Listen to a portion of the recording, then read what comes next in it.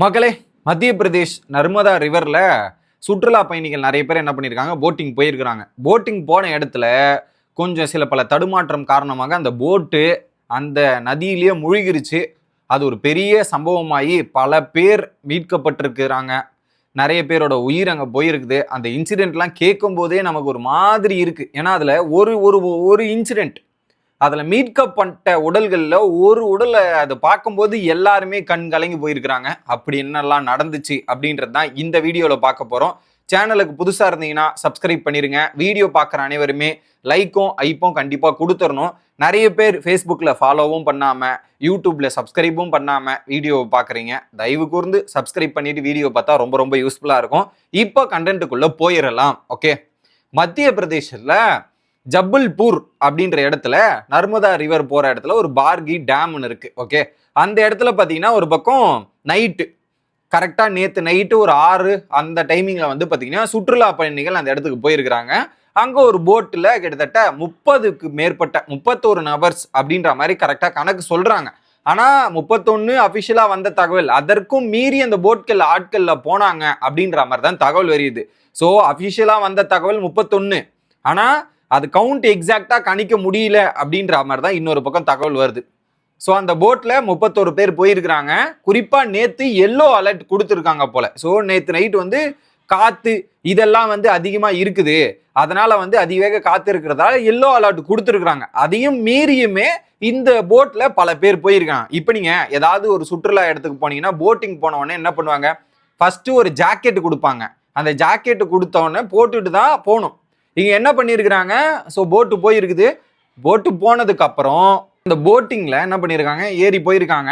போனப்ப என்ன பண்ணியிருக்காங்க, டப்புன்னு அங்க காத்து அதிகமா வந்திருக்குது. ஸோ பாதி தூரம் அந்த ஆற்றுல பாதி தூரம் போனதுக்கு அப்புறம் காத்து அதிவேகமா வீச ஆரம்பிச்சிருக்குது. ஸோ காத்தோட ஸ்பீடு வந்து பார்த்தீங்கன்னா நியர்லி வந்து ஒரு 60 to 70 km/h மாதிரி காத்து அதிவேகமா வீச ஆரம்பிச்சிருக்குது. உடனே என்ன பண்ணியிருக்கிறாங்க, போட்ல இருந்த அந்த போட் ஓட்டுற நபர் இருக்காரு, என்ன பண்ணியிருக்காரு, அந்த போட்டை வந்து திருப்பிட்டு எப்படியாவது இது பண்ணலான்னு ட்ரை பண்ணியிருக்கிறாரு. உடனே போட் அவுட் ஆஃப் கண்ட்ரோல் போயிருக்கு. ஏன்னா விண்டு வந்து ஹெவி ஃபோர்ஸ்ல வருது. ஸோ அவுட் ஆஃப் கண்ட்ரோல் வந்து போட்டும் போயிருச்சு. போனதுக்கு அப்புறம் என்ன ஆயிருக்குது, கண்ட்ரோல் இல்லைன்னும் போது உடனே போட்ல தண்ணி வர ஆரம்பிச்சிருக்குது.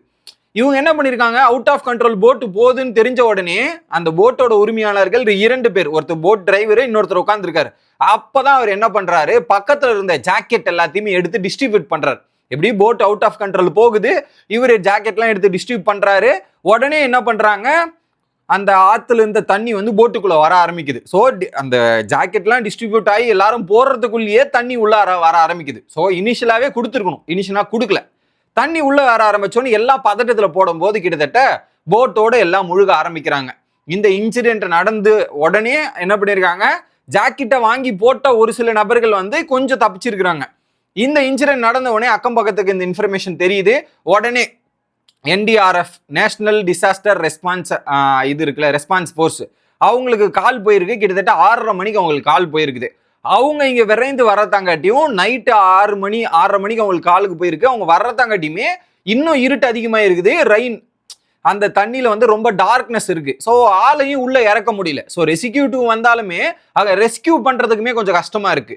இதுக்கு நடுவுல அங்க ஒருத்தர் சொல்லியிருக்கிறாரு, அவர் 2 மணி நேரம், இப்ப ரெஸ்கியூ 6:30 மணிக்கு கால் வந்து அவங்க எத்தனை மணிக்கு வந்தாங்கன்ற டைமிங் ஒரு நபர், அந்த மீட்கப்பட்ட நபர் சொல்லியிருக்கிறாரு, கிட்டத்தட்ட போட் அந்த ஃப்ளோட் ஆனதுக்கு அப்புறம் நான் வந்து ஒரு இடத்துல மாட்டிக்கிட்டு என் தலை மட்டும் மேல இருந்துச்சு, அதை வச்சு நான் வந்து போராடிட்டு இருந்தேன். 2 மணி நேரம் நான் போராடிட்டு இருந்தேன்ற அந்த நபர் சொல்றாரு.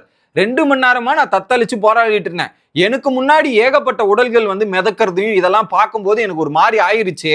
எப்படியோ ரெஸ்கியூ டீம் வந்து என்னை காப்பாத்திட்டாங்கன்றத சொல்றாரு.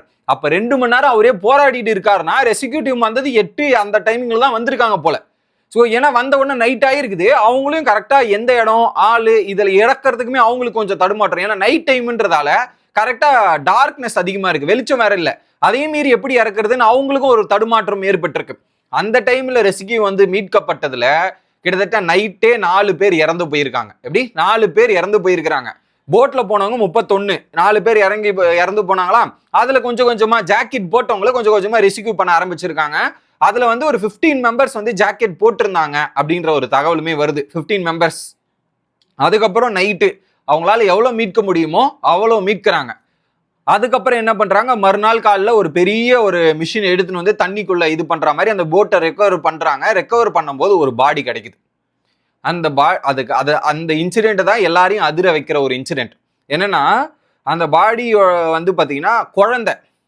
ஏன்னா இந்த போட்ல போனவங்க வந்து நிறைய குழந்தைகளுமே டிராவல் பண்ணியிருக்கிறாங்க சின்ன வயசுல. அங்க வந்து பாத்தீங்கன்னா அம்மா வந்து என்ன பண்றாங்க, அந்த 4 வயசு குழந்தைய கட்டி பிடிச்சிட்டு எப்படி இருக்க கட்டி பிடிச்சிட்டு இருக்காங்க. அந்த பாடியை ரிமூவ் பண்ண ட்ரை பண்றாங்க. அந்த குழந்தையும் அந்த அம்மாவையும் இறந்துட்டாங்க 2 பேருமே. ஆனா இறந்த பிறகும் அந்த இதுவை பிரிக்க ட்ரை பண்றாங்க, பிரிக்க முடியல. அந்த அளவுக்கு ஸ்ட்ராங்கா ஹோல்டு பண்ணியிருக்கிறாங்க. அந்த இன்சிடென்ட்டை பார்த்து எல்லாருமே கண் கலங்கின சீன்ஸை பார்க்க முடியுது. ஏன் அங்க இருந்த அரசியல் பிரமுகர்கள் இந்த மாதிரி நிறைய பேர் வந்து அந்த சீனை பார்த்துட்டு எல்லாருமே எமோஷனல் ஆயிட்டாங்க. ஸோ எப்படியாவது என் குழந்தைய காப்பாத்திரணுன்ற மாதிரி கையோட அணைச்சி அவங்க அம்மா அதை பாருங்க கடைசி வரையும் போராடின ஒரு இன்சிடென்ட் நமக்கே கேட்கும்போது ஒரு மாதிரி இருக்கு. அதை நேரில் பார்த்தவங்களோட யோசிச்சு பாருங்களேன் எப்படி இருக்குன்ட்டு எனக்கே கண்ணு கலங்குது. அந்த மாதிரி ஒரு சீன் நடந்திருக்குது. அதை பார்க்க முடியல, பிரிக்கவும் முடியல கடைசி வரையும். அப்படியே அவங்களை எடுத்து மீட்க இருக்காங்க. ஸோ கடைசி வரையும் அவங்க போராடி இருக்காங்க. வேற மாதிரிங்க அப்படின்ற மாதிரி தான் எனக்கு இருந்துச்சு. கிட்டத்தட்ட இன்னைக்கு காலையில 5 டெட் பாடிஸ் ரெக்கவர் பண்ணியிருக்கிறாங்க. டோட்டலா 31 பேரா, 22 பேர் வந்து ரெஸ்கியூ பண்ணியிருக்கிறாங்க. 9 பேர் இறந்து போயிருக்காங்க. அந்த 9 பேர்ல தான் அம்மாவும் பையனும் ஒன்னா மீட்கப்பட்டது. அதுதான் இன்னைக்கு காலையில இருந்து ஒரு சோசியல் மீடியால பேசு பொருளா மாறிட்டு இருக்கு.